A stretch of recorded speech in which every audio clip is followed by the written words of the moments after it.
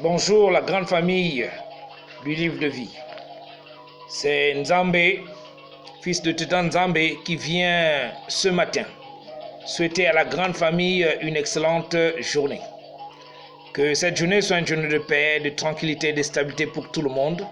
Que Teta Nzambé soit à l'origine de la stabilité de tous ses enfants. Je viens ici continuer la matérialisation de l'explication du livre de vie. Donc je disais que ce livre, c'est Teta Nzambé qui l'écrit avec ses propres mains. Et les pages de ce livre, c'est chaque jour et chaque nuit. C'est dans la nuit que Teta Nzambé écrit l'histoire qui va se produire la journée. Et dans cette histoire qui va se produire la journée, l'homme doit prendre conscience de ses différents rêves. Les religieux ont appelé le rêve le royaume des cieux. Le commun des mortels a appelé ça le rêve. Les philosophes ont appelé ça le monde des idées. C'est dans ce monde où Teta Nzambé manifeste ce qui va se passer la journée. Et dans ce monde où Teta Nzambé manifeste ce qui va se passer la journée, dans le commun des mortels, c'est à l'image d'un caméraman qui décide de filmer une scène. Derrière la caméra se trouve le monde invisible, et ce monde invisible matérialise le monde des idées qui n'est rien d'autre que le monde spirituel. Et en face de la caméra n'est rien d'autre que la matérialisation de la lumière où la scène est bloquée.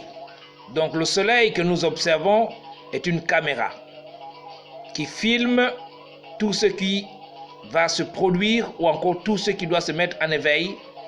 Et pour que le soleil filme, ça se prépare dans le monde invisible.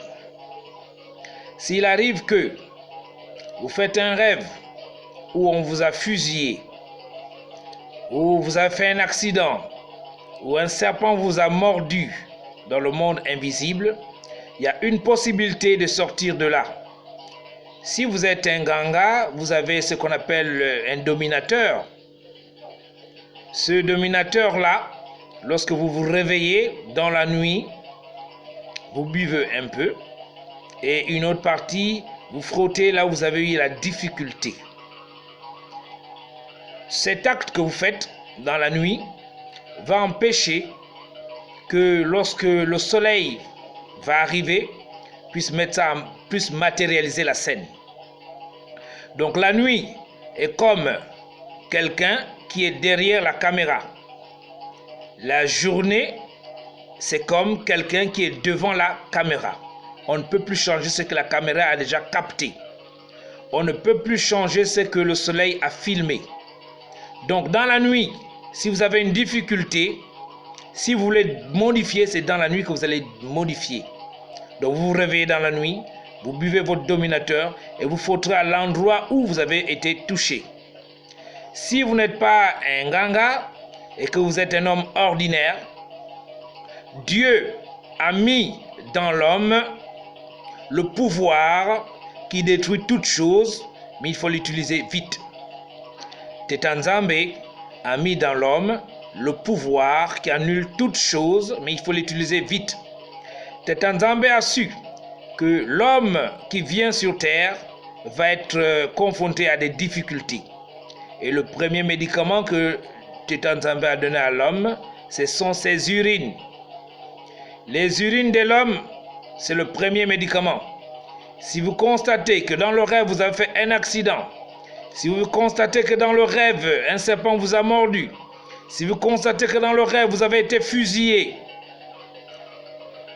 la première des choses, lorsque vous vous réveillez dans la nuit, vous prenez vos urines. Une partie des urines, vous buvez. Une partie des urines, vous frottez à l'endroit où vous avez eu le choc.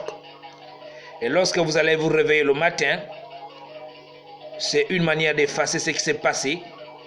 Le soleil, quand il va filmer, qui n'est rien d'autre que la caméra du monde, il va filmer une scène avec la possibilité de renouveler une nouvelle conception.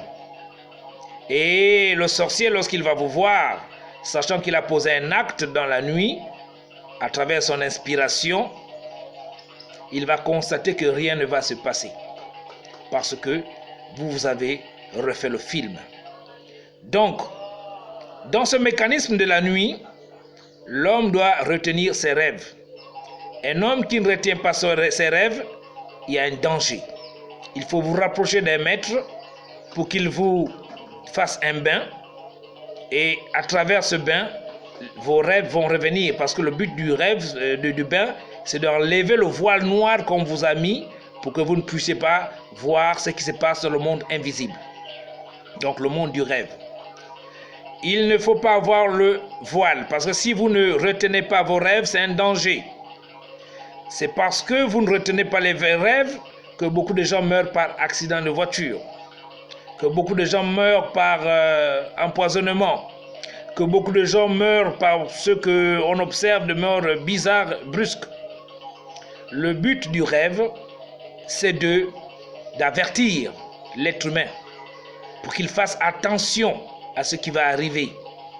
Donc je disais que c'est dans la nuit que Tétan Nzambé met en éveil cette écriture. Dans cette écriture-là qui se passe la nuit, qui se matérialise le jour, Tétan Nzambé donne la possibilité à tout le monde de s'exprimer.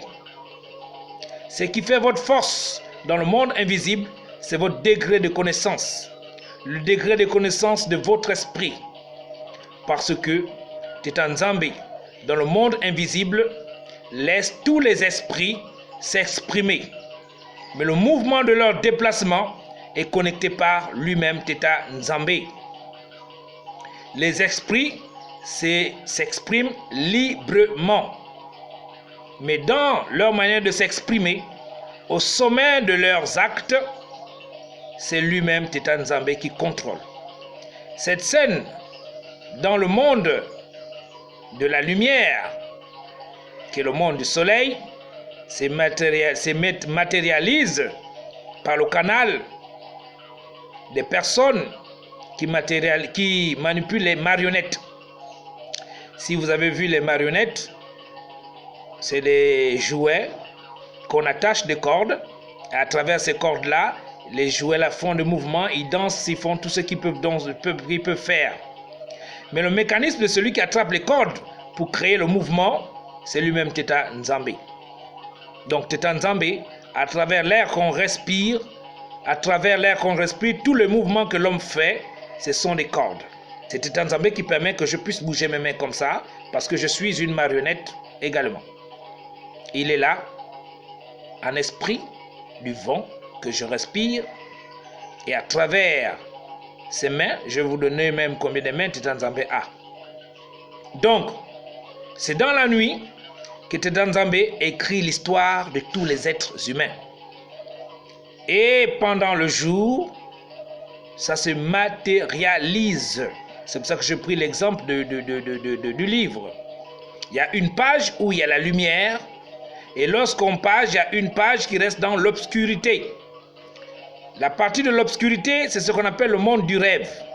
La partie de la lumière, c'est là où la personne se met à lire, là où tout le monde écoute. Donc, la nuit prépare le jour prépare également la nuit. C'est une suite logique. Je reviens.